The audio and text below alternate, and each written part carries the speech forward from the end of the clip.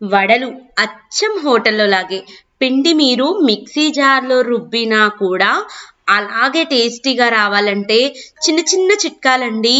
పిండి నానబెట్టే విషయం దగ్గర నుంచి అన్నీ కూడా ఇలా పర్ఫెక్ట్గా మీరు చేశారే అనుకోండి, హోటల్లో ఏంటి అంతకన్నా మీరు ఇంట్లోనే సూపర్ క్రిస్పీగా పైనంతా కూడా ఉంటుంది వడ, లోపలంతా కూడా సాఫ్ట్గా ఉంటుంది.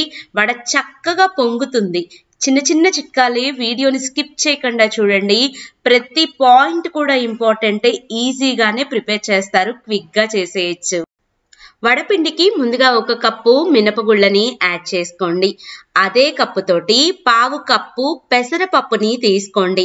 పెసరపప్పు వేయటం వల్ల వడ స్ట్రక్చరే చాలా బాగుంటుంది. పప్పుని 1కి 2 సార్లు శుభ్రంగా కడగండి. కడిగిన తర్వాత ఎక్స్ట్రాగా ఉన్న నీళ్ళని తీసేసి మళ్ళీ ఈ పప్పులోకి వాటర్ని యాడ్ చేసుకొని కనీసం 4 గంటల పాటు ఖచ్చితంగా నానబెట్టాలి. అప్పుడే పిండి చాలా టేస్టీగా ఉంటుంది. పప్పు చూసారా ఎంత బాగా నానిపోయినాయో, పప్పుతో పాటు మనకి పెసరపప్పు కూడా నానిపోయినాయి. ఇప్పుడు వీటిని మనం మిక్సీ జార్లోనే ఎలాగ గ్రైండ్ చేసుకోవాలో నేను చూపిస్తాను. ఎక్కువగా ఉన్న నీళ్లు మొత్తాన్ని కూడా తీసేయండి. పప్పు వరకే మిక్సీ జార్లోకి యాడ్ చేసుకోండి.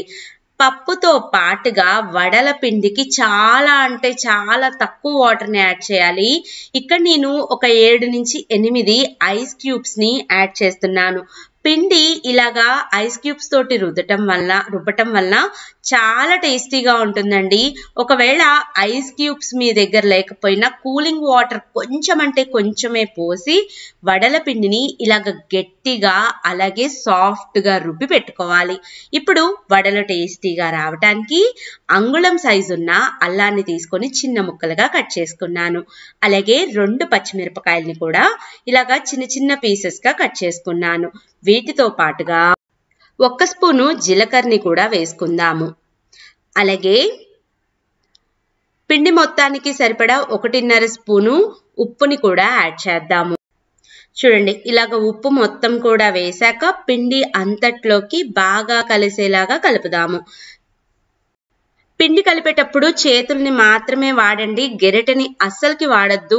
చేత్తోటి ఎంత బాగా అయితే మనం నొక్కుతూ కలుపుతామో పిండిని, అంత బాగా వడలు పొంగుతాయి. అలాగే బాగా పిండి కలుస్తుంది. ఇక్కడ నేను ఆడియో ఎకోబేక్ ఫుడ్ పేపర్ని వాడుతున్నాను ఈ వడల్ని ఒత్తటానికి.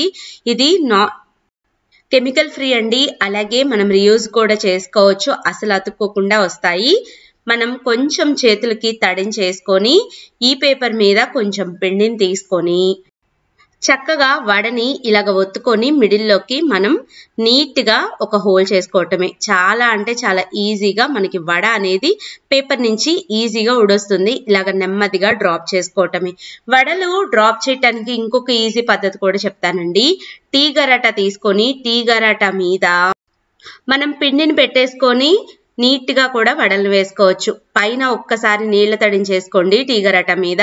నెక్స్ట్ పిండి ముద్దను తీసుకొని జస్ట్ ఇలాగా టీ గరాట మీద పెట్టి మిడిల్కి హోల్ పెట్టేసుకొని నెమ్మదిగా ఇందాక నేను చూపించాను కదా, ఆ విధంగా మనం బాండిలోకి డ్రాప్ చేయటమే. వడలు డ్రాప్ చేసేటప్పుడు కూడా పల్లి నూనెని అస్సలు వాడవాకండి. మీరు ఖచ్చితంగా సన్ఫ్లవర్ ఆయిల్ని వాడండి. ఇలాగా కొన్ని వడల్నే ఫస్ట్ వేసుకోండి. మీరు ప్రాక్టీస్ అయ్యే కొద్దీ ఎక్కువ వడల్ని కూడా ఒకేసారి వేసుకోగలుగుతారు. పిండి చూసారా ఎంత బాగా పొంగిందో. ఇలాగా అన్ని వైపులకి తిప్పుకుంటూ మంచి గోల్డెన్ కలర్ అయ్యేదాకా ఫ్రై చేసుకోవాలి. వడలు ఇలాగ 70% ఫ్రై అయ్యాక దీంట్లో ఎక్స్ట్రాగా ఉన్న ఆయిల్ మొత్తాన్ని తీసేసి పక్కన పెట్టుకోండి. మళ్ళీ ఇంకొక బ్యాచ్ వడల్ని వేయండి.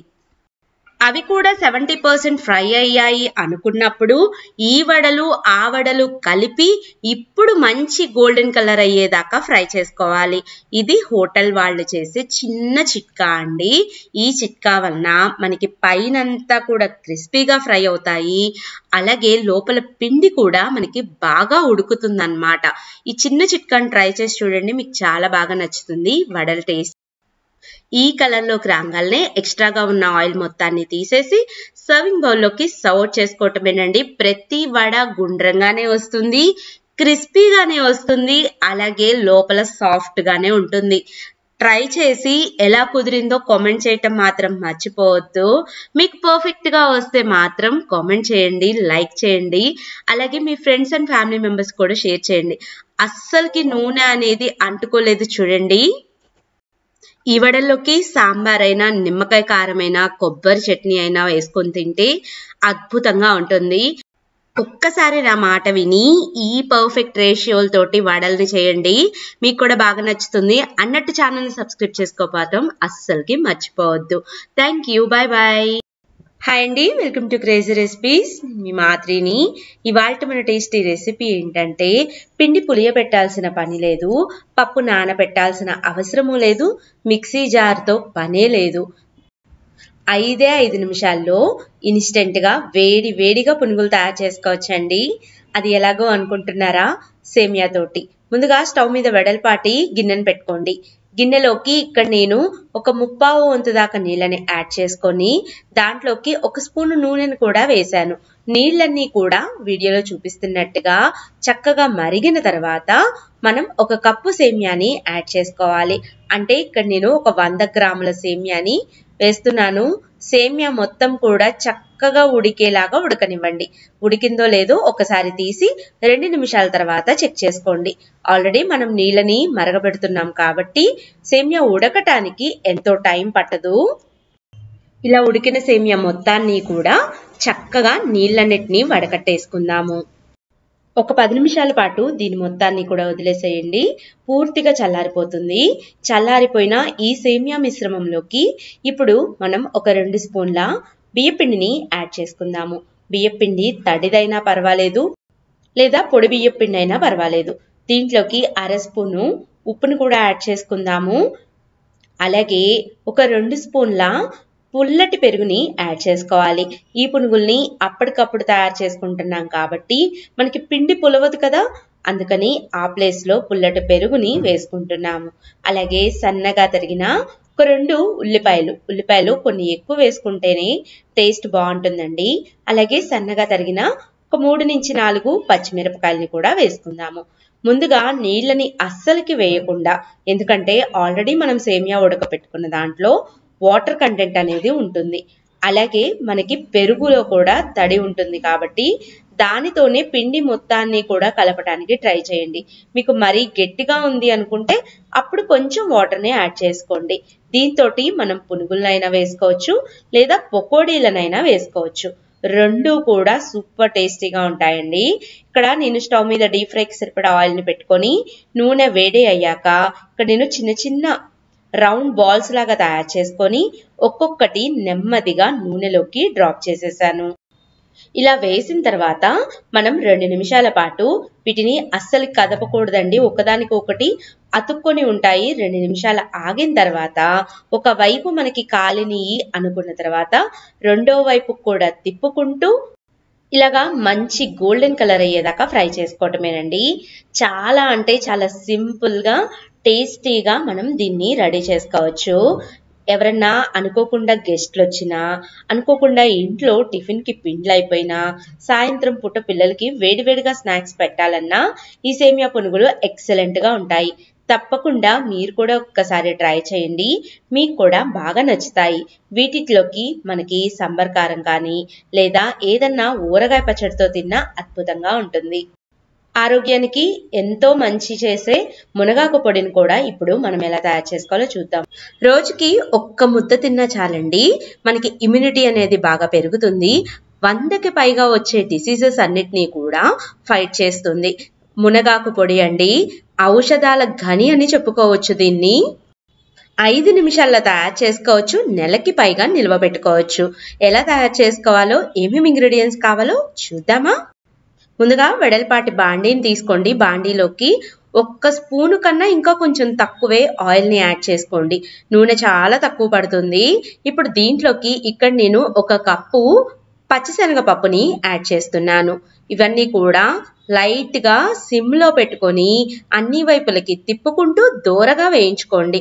హైలో పెట్టుకుంటే మనకి పప్పు వెంటనే మాడిపోతాయి, లోపల నుంచి పప్పు వేగదనమాట. అందుకని సిమ్లో పెట్టుకొని అన్ని వైపులకి తిప్పుకుంటూ వేయించుకుందాము. ఎప్పుడైతే మనం ఇలాంటి పొడులు చేసుకునేటప్పుడు పప్పుల్ని ఎంతైతే బాగా వేయిస్తామో రుచి కూడా అంత బాగా వస్తుందండి. చూడండి, మనకి 1/4 వంతుకు పైగా వేగిపోయినాయి. ఇప్పుడు దీంట్లోకి ఇక్కడ నేను 1 కప్పు ధనియాలని వేస్తున్నాను. ధనియాలు ఫ్రెష్గా ఉన్నాయి తీసుకోండి. పొడి రుచి అనేది చాలా బాగా వస్తుంది. ఇవి కూడా దీంట్లోకి కలిసేలాగా కలుపుకుంటూ బాగా వేగనిద్దాము. అలాగే 1 కప్పు మినప్పప్పును కూడా యాడ్ చేసుకుందాము. మినప్పప్పు ఇలాగ బద్దలుగా ఉంటది కదండి, ఆ మినప్పప్పును వేసుకోండి. మనకి వేగటం తొందరగా వేగిపోతాయి. అలాగే పొడి అవ్వటానికి కూడా బాగా ఉపయోగపడుతుంది. ఇలాగా అన్ని కలుపుకుంటూ బాగా వేగేలాగా వేయించుకుందాము. చూడండి, అన్నీ కూడా మనకి చక్కగా కరెక్ట్గా వేగిపోయినాయి. ఇప్పుడు చివరిగా మనం స్టవ్ ఆఫ్ చేసిన తర్వాత 1 స్పూనున్నర జీలకర్రని కూడా వేసుకుందాము. జీలకర్ర కూడా వేసి అన్ని వైపులకి కలిపేసేసి మనం వీటిని వెంటనే వేరొక ప్లేట్లోకి తీసి పక్కన పెట్టుకోవాలండి. ఈ వేడికి లేకపోతే మాడిపోయే ఛాన్సెస్ ఉంటాయి. చూడండి, మనకి అన్నీ కూడా పక్కన పెట్టుకున్నాం కదా, ఇవన్నీ కూడా చల్లారిపోతూ ఉంటాయి. ఈలోపు ఇదే బాండీలో మనం నూనె ఏమీ వేయక్కర్లేదు. దీంట్లోకి 2 కప్పుల మునగాకుని వేస్తున్నానండి. మునగాకు లేతగా ఉన్నది తీసుకోండి. ముదురు దానికన్నా చక్కగా ఆకు మొత్తాన్ని కూడా ఒలిచేసి కడుక్కొని పూర్తిగా ఆరేలాగా ఆరబెట్టాలండి. ఆరబెట్టిన తర్వాత వీడియోలో చూపిస్తున్నట్టుగా అన్ని వైపులకి తిప్పుకుంటూ ఆకు మొత్తం కూడా మనం చేత్తో పట్టుకుంటే పొడిగా అయిపోవాలి. అంత రోస్ట్గా ఫ్రై చేసుకుందాము. చూడండి, అంతా కూడా ఎంత బాగా అయితే వేగుతుందో అంత ఎక్కువ కాలం మనకి నిల్వ ఉంటుందండి. పొడి అవ్వటానికి కూడా ఈజీగా పౌడర్ అవుతుంది. ఇది వేయిద్దాము. అలాగే పొడి మొత్తానికి సరిపడా ఒక 20 ఎండుమిరపకాయల దాకా తీసుకుంటున్నాను. ఇక్కడ నా ఎండుమిరపకాయలు అయితే అంత కారం లేదండి, అందుకని నేను 20 తీసుకుంటున్నాను. మీరు కొంచెం కారం ఉన్న కాయలైతే తగ్గించి తీసుకోండి. వీటిని కూడా జస్ట్ ఉత్త ప్యాన్లోనే దోరగా వేగేలాగా వేయించుకోండి. ఇక్కడ మనం ఎలాంటి నూనె కూడా ఎక్కువ వాడలేదండి. అన్నిటినీ కూడా వేయించుకొని పూర్తిగా చల్లారేలాగా ఓ పక్కన పెట్టుకున్నాము. వీటన్నిటినీ కూడా ఇప్పుడు పొడిగా ఉన్న మిక్సీ జార్లోకి వేసుకుందాము. ఇలాగా పొడిగా ఉన్న జార్లోకి వేసుకొని మెత్తటి పౌడర్ లాగా తయారు చేసుకుందాము. ఇదివరకైతే మా అమ్మమ్మల కాలంలో వీటన్నిటినీ కూడా చక్కగా రోటిలో వేసి దంచేవాళ్ళండి. అలాగే దీని మొత్తానికి సరిపడా 1 స్పూను కళ్ళుప్పుని వేసుకుందాము. అలాగే ఒక 2-3 రెమ్మల చింతపండును కూడా వేసుకొని ఇదంతా కూడా మెత్తటి పొడి అయ్యేలాగా చూసుకుందాము. అంతేనండి, సూపర్ టేస్టీగా ఉండే మునగాకు పొడి మనకి తయారైపోయింది. రోజు వేడివేడి అన్నంలో మొదటి ముద్ద ఒక ముద్ద తింటే కొంచెం నెయ్యి వేసుకొని అద్భుతంగా ఉంటుంది. తప్పకుండా మీరు కూడా ట్రై చేసి ఎలా కుదిరిందో చిన్న కామెంట్ చేయటం అస్సలకి మర్చిపోవద్దు. ఛానల్ని సబ్స్క్రైబ్ చేసుకోండి. Thank you. Bye bye.